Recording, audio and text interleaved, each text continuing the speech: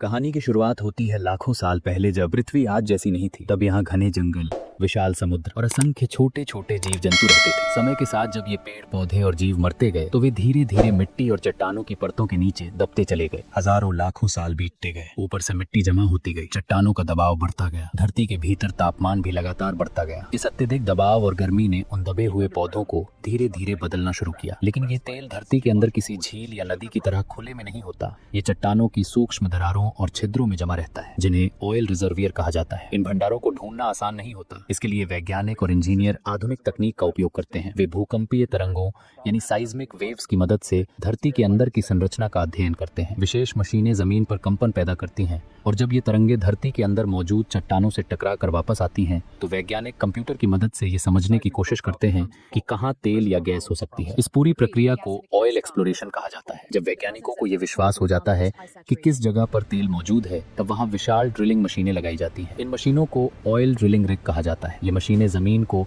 हजारों फीट गहराई तक छेदने में सक्षम होती हैं। ड्रिल धीरे धीरे चट्टानों की परतों को काटती हुई नीचे जाती है। कई बार ये ड्रिलिंग प्रक्रिया महीनों तक चलती है। कुछ जगहों पर ड्रिलिंग जमीन पर होती है, लेकिन कई बार समुद्र के बीच में भी तेल के भंडार मिलते हैं। ऐसे में समुद्र के ऊपर विशाल प्लेटफॉर्म बनाए जाते हैं, जिन्हें ऑफशोर ऑयल प्लेटफॉर्म्स कहा जाता है। इन प्लेटफॉर्म पर खड़ी मशीनें समुद्र की सतह से कई किलोमीटर नीचे तक ड्रिलिंग कर सकती हैं। जब ड्रिल अंततः उस चट्टानी परत तक पहुंचती है जहां तेल और गैस मौजूद होते हैं, तब पाइपलाइन के माध्यम से कच्चा तेल और गैस ऊपर लाए जाते हैं। ये तेल गाढ़ा, काला और कई तरह के पदार्थों का मिश्रण होता है। इसे सीधे इस्तेमाल नहीं किया जा सकता, इसलिए इसे विशाल पाइपलाइनों, जहाज़ों या टैंकर ट्रकों के जरिए रिफाइनरी तक पहुंचाया जाता है। रिफाइनरी वो जगह है जहां कच्चे तेल को अलग अलग उपयोगी ईंधनों में बदला जाता है। ऑयल रिफाइनरी वास्तव में एक विशाल औद्योगिक शहर की तरह होती है। यहाँ ऊंचे ऊंचे टावर, पाइपों का जाल, बड़ी भट्टियां और भारी मशीनें लगातार काम करती रहती हैं। रिफाइनरी के अंदर कच्चे तेल को सबसे पहले बड़ी भट्टियों में गर्म किया जाता है। तापमान लगभग 350 से 400 डिग्री सेल्सियस तक पहुंच जाता है। इतनी गर्मी में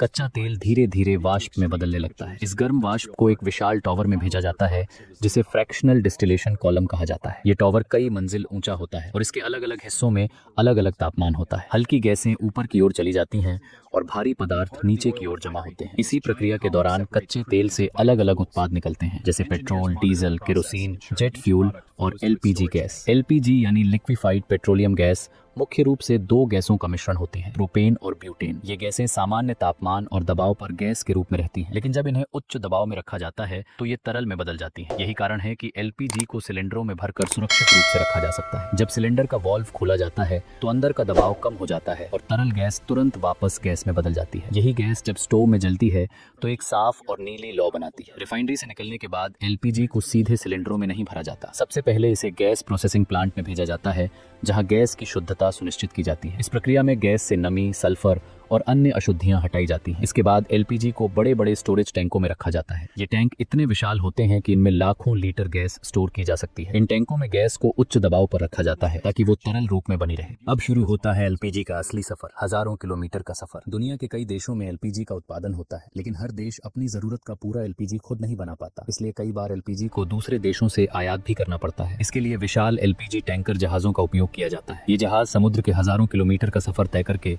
गैस को एक देश से दूसरे देश तक पहुंचाते हैं। जब ये जहाज बंदरगाह पर पहुंचते हैं तो वहां मौजूद विशेष टर्मिनलों के जरिए गैस को बड़े स्टोरेज टैंकों में उतारा जाता है। इसके बाद एलपीजी को देश के अलग अलग हिस्सों तक पहुंचाने के लिए रेल टैंकर और टैंकर ट्रकों का उपयोग किया जाता है। ये टैंकर अत्यधिक दबाव सहने के लिए विशेष रूप से बनाए जाते हैं। ट्रक हजारों किलोमीटर का सफर तय करते हुए गैस को विभिन्न शहरों के सिलेंडर फिलिंग प्लांट्स तक पहुंचाते हैं। सिलेंडर फिलिंग प्लांट वो जगह है जहां एलपीजी को सिलेंडरों में भरा जाता है। यहाँ रोज हजारों सिलेंडर आते हैं। सबसे पहले इन खाली सिलेंडरों की सावधानी पूर्वक जांच की जाती है। यदि किसी सिलेंडर में जंग लगी हो, दरार हो या वाल्व खराब हो तो उसे तुरंत अलग कर दिया जाता है। इसके बाद स्वचालित मशीनों की मदद से सिलेंडरों में गैस भरी जाती है। हर सिलेंडर में एक तय मात्रा में एलपीजी भरी जाती है। भारत में घरेलू सिलेंडर में लगभग 14.2 किलोग्राम गैस भरी जाती है। लेकिन यहाँ एक और महत्वपूर्ण कदम होता है। एलपीजी असल में बिना गंध की गैस होती है। अगर ये कहीं लीक हो जाए तो लोगों को पता ही नहीं चलेगा, जो बहुत खतरनाक हो सकता है। इसलिए सुरक्षा के लिए एलपीजी में एथिल मरकैप्टन नाम का एक विशेष केमिकल मिलाया जाता है। यही केमिकल गैस को तेज बदबू देता है ताकि अगर गैस लीक हो जाए तो लोग तुरंत पहचान सकें। जब सिलेंडर पूरी तरह भर जाते हैं तो उन्हें ट्रकों में लोड किया जाता है और गैस एजेंसियों तक पहुंचाया जाता है। भारत में इंडियन ऑयल, भारत पेट्रोलियम और हिंदुस्तान पेट्रोलियम जैसी कंपनियां एलपीजी सप्लाई का विशाल नेटवर्क चलाती हैं। देश भर में हजारों गैस एजेंसियां हैं जो लाखों परिवारों तक सिलेंडर पहुंचाती हैं। जब कोई परिवार गैस बुक करता है तो एजेंसी से एक डिलीवरी कर्मचारी सिलेंडर लेकर घर पहुंचता है। वो पुराने खाली सिलेंडर को हटाकर नया भरा हुआ सिलेंडर लगा देता है। इसके बाद जब घर का कोई सदस्य गैस स्टोव जलाता है तो सिलेंडर के अंदर मौजूद तरल एलपीजी गैस में बदलकर जलने लगती है और वही नीली लौ बनती है